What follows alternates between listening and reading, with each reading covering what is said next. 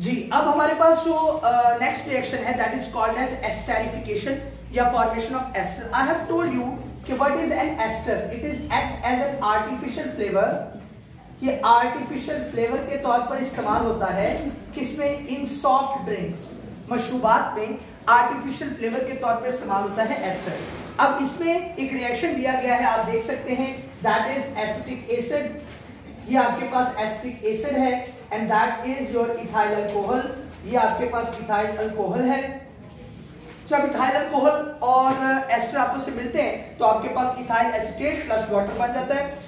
ये जो ethyl acetate है दैट इज एन एस्टर। अब ये जो रिएक्शन है जिस मैकेनिज्म के थ्रू होता है, आइए जरा उस मैकेनिज्म की डिटेल हम पढ़ लेते हैं। इस मैकेनिज्म में जो पहला स्टेप है वो ये है कि ये आपके पास एसिटिक एसिड है और ये आपके पास H पॉजिटिव आयन है, यानी यहां पर प्रोटोनेशन ऑफ कार्बोक्सिलिक एसिड हो रही है। प्रोटोनेशन का मतलब होता है इंट्रोडक्शन या एडिशन ऑफ प्रोटॉन, यानी H पॉजिटिव आयन। तो अब आप देखिए यहां पर ये जो ऑक्सीजन है इस हाइड्रोजन को खींचेगा। क्यों खींचेगा? क्योंकि it is having lone pairs. इसकी वजह से ये हाइड्रोजन आयन को अपनी तरफ खींचेगा और इनके दरमियान आपस में बॉन्ड बन जाएगा। लेकिन ये जो इलेक्ट्रॉन पेयर है जो कि लोन पेयर के तौर पे मौजूद था ऑक्सीजन के पास, वो जब हाइड्रोजन को डोनेट कर देगा तो इलेक्ट्रॉन पेयर के ट्रांसफर होने से या डोनेट होने से जो बॉन्ड बनता है वो कोऑर्डिनेट कोवलेंट बॉन्ड होता है। तो ये H इसके साथ जुड़ तो जाएगा लेकिन oxygen will become electron deficient. Oxygen जो है वो इलेक्ट्रॉन डेफिशिएंट हो जाएगा और ऑक्सीजन पर कौन सा चार्ज आ जाएगा बेटा? पॉजिटिव। उसके बाद नेक्स्ट स्टेप जो है वो है attack of ethyl alcohol. Now ethyl alcohol molecule will attack. ये ऑक्सीजन इस कार्बन पे अटैक करेगा।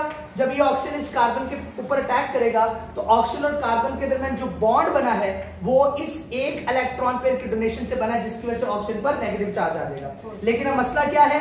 पॉजिटिव चार्ज आ जाएगा। यहां पर डबल बॉन्ड था तो कार्बन को टेट्रावैलेंसी को सस्टेन करने के लिए अपने इस एक डबल बॉन्ड को तोड़ना पड़ेगा और इलेक्ट्रॉन पेयर जो है वो शिफ्ट हो जाएगा ऑक्सीजन पर, जिसकी वजह से इस पर पॉजिटिव चार्ज खत्म हो जाएगा। नेक्स्ट स्टेप पे हाइड्रोजन आयन ट्रांसफर है। हाइड्रोजन आयन कैसे ट्रांसफर होगा? क्यों होगा? क्योंकि ऑक्सीजन पर पॉजिटिव चार्ज है।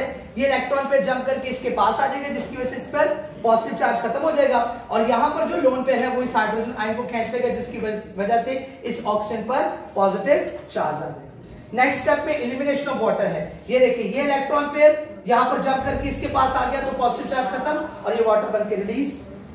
यहां से ये ऑक्सीजन और हाइड्रोजन के दरमियान बॉन्ड डिसॉल्व हो जाएगा। इलेक्ट्रॉन पेयर वापस ऑक्सीजन के पास और ऑक्सीजन ऑर्गेनिक केमिस्ट्री में सबसे स्टेबल बॉन्ड डेवलप करेगा कार्बन और ऑक्सीजन के दरमियान डबल बॉन्ड बनाकर। ये देखो ये इलेक्ट्रॉन पेयर यहां से फ्री हुआ, ये इस ऑक्सीजन के पास आया, ऑक्सीजन ने कार्बन और अपने दरमियान ले आया जिससे कार्बन डबल बॉन्ड ऑक्सीजन बन गया। बाकी कार्बन के साथ ऑक्सीजन C25 और CH3 ग्रुप अटैच है, ये आपके साथ आपके पास जो है वो अटैच है। तो यहां तक था आपके पास elimination of water and hydrogen. तो this is the mechanism of the formation of ester.